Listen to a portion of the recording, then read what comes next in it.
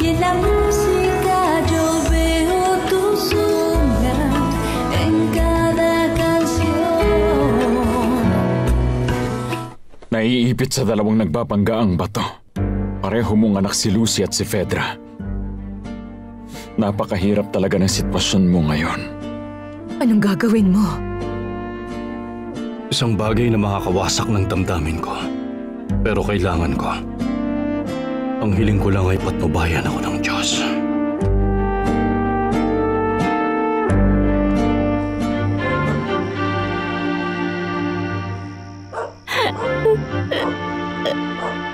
Anak ko!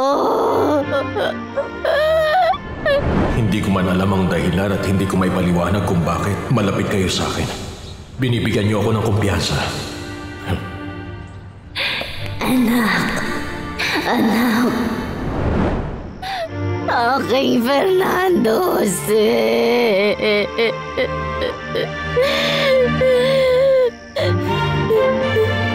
Nung pinuntaan ko si Beto para sa pera, sabi niya kailangan ko raw maghintay kung kailan niya gustuhin. Hindi pa atas yan. Nagawa mo naman yung kailangan mong gawin, di ba? Dapat tumupad siya sa usapan. Malaki ng pinagbago ni Beto, no? Yumabang na porket yumaman siya. Ibabalik natin siya kung saan siya nararapat. Kailangan ko siya maturuan ng leksyon. Anong ginagawa mo dito?